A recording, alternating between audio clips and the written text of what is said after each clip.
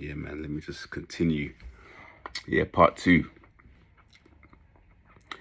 So remember yesterday, we were on site and there was a guy that he went to buy everyone coffees, but then he purposely didn't buy me a coffee. And then the next day, the supervisor bought the coffee, but got him to deliver my coffee to me, which I didn't drink, by the way.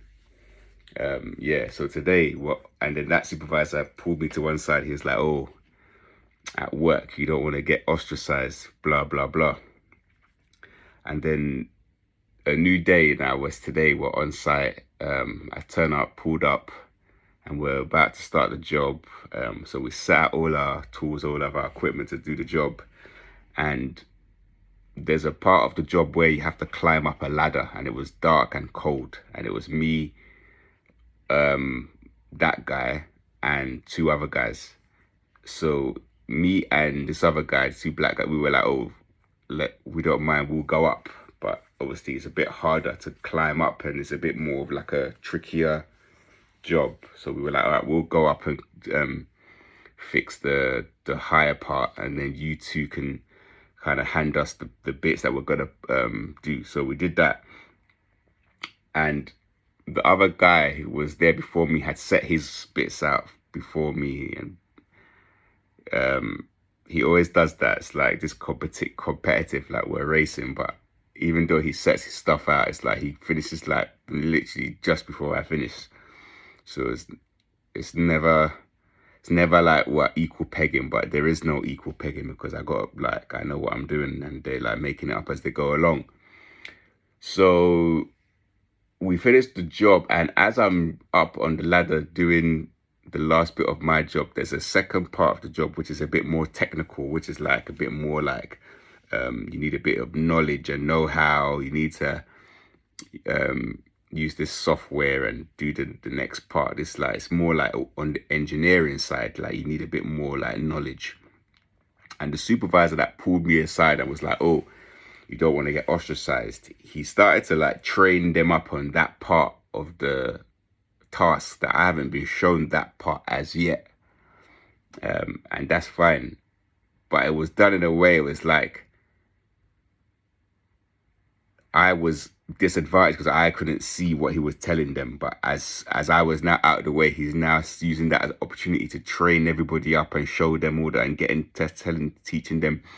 I mean, the people that I'm working with, they would need like a big head start if they wanted to compete with me, like, because like it's like no challenge, like seriously.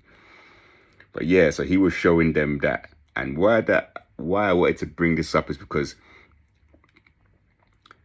these energy vampires, they always try to feign like they're doing you a favor. Like when he was saying to me, oh, you don't want to get ostracized or you want to get along, blah, blah, blah. He's probably one of the people in the group telling them, oh, why did he do that? What's wrong with him? Did speaking bad? And when this other guy that was there who actually got fired, I didn't do an update. There was a guy that was coming late who got fired. He was saying, oh, do you want to come and work with me? Come and work with me. Come and work on my team. But when the guy went there, he was talking behind that guy's back. So he was actually the person who put the knife into that other colleague. And he was saying to me, oh, you don't want to get ostracized. It's work. We're just coming to do a job. But then he's actually adding to it by trying to like make me feel singled out by showing everyone this part. Because obviously he's been there for longer. He's got a lot of experience. He's been there for a long time. So he knows that part of the job. And he showed everyone, but he didn't show me. So everybody left me stood in the dark up on a ladder by myself, which obviously they're not. We've all got this lone working device, this electronic thing. So if I was to fall off the ladder and no one was there, I could press this electronic device and it would call for the SAOS sensor, which they would call the ambulance. So it wasn't a case of the fact I was alone, but it was the fact that one, I shouldn't have been alone, because when you're up the ladder, usually you have someone close by or near you if you're in a team. So when I was up the ladder, I turned back and I saw them all huddled around this console. It's like a computer thing. And I called them. I was like, can I borrow one of you, because I needed someone to hand me the component that I had to wire in, or I had to attach, I had to install. And he goes, yeah, 1 second, mate. That's the guy that kind of that engineer guy goes, oh yeah, 1 second, mate. And then he came over like 5 minutes later when I had managed to sort it all out. And he was like, are you all right, yeah? Are you all right, yeah? Are you all right, yeah? Like, are you all right, yeah? He kept saying. And I waited, I paused for like a good like 15 seconds. I went, yeah, I am now. And he kind of felt that, and then he turned away and he walked away. So again, they know what they're doing. And it reminded me of when I used to be in this community of like of artists, and like music artists, and the guy who was a like covert narcissist, energy vampire. He would be like, oh, you don't want people to like pull away, and nobody will want to work with you, and no one will book you. And that slowly started happening. So they're pretending to you, like they're advising you, oh, do this, don't do that. But they are the actual person orchestrating the isolation. They want you to isolate you, to like make you feel weak, feel less than. And also when we were going home, the supervisor, they got like cars, like electric cars, like slightly higher model cars than us. And he was like racing me, like he was behind me. But like when you're in a vehicle, like we drive vans, they got cars. His car was like in the exact same like lane as me, like it was like motorway. And the way I was taking the corners, like I like my car, I wasn't racing, but the way he was like identically driving in the exact same line as me. And I was just like, is this guy trying to race me? It was so funny. And then at one point I got kind of caught in it, and then my exit came, so I had to come out of that lane and take the exit off in America, you call it highway, we call it motorway. This man was like in his car behind me, like racing me. Like I've gone past him just because. And then from that moment on, he was like pursuing me. Like it's all about winning. Like we must win. We must win at all costs. And I wasn't even thinking that. So yeah, today that happened. He was there like trying to show them the next part of the install without me, while he was the one advising me that, oh, you don't want to get exercise, but he was there actually aiding them, like giving them information. But in the end, like I said before on another video, on the last video, it's all going to work out in a positive for me. Like there's actually nothing to worry about. Like I've worked with everybody, so I know where I sit in the group. Like you can just tell, like in terms of people's expertise, know-how, knowledge, workmanship.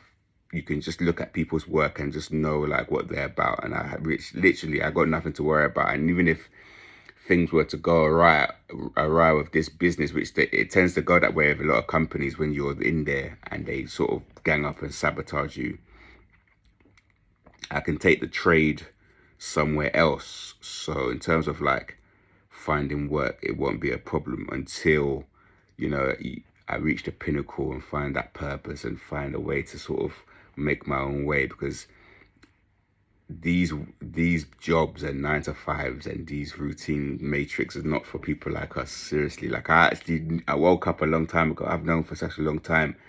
It's not that I'm fighting it. It's just that there's obviously bills that need to be paid. There's property that needs to be dealt with. There's certain responsibilities that needs to be dealt with, and that's immediate. But in the long term, man, like, yeah, these little excursions, they're not ideal at all. So if you're dealing with any of this sort of thing, know that you're correct.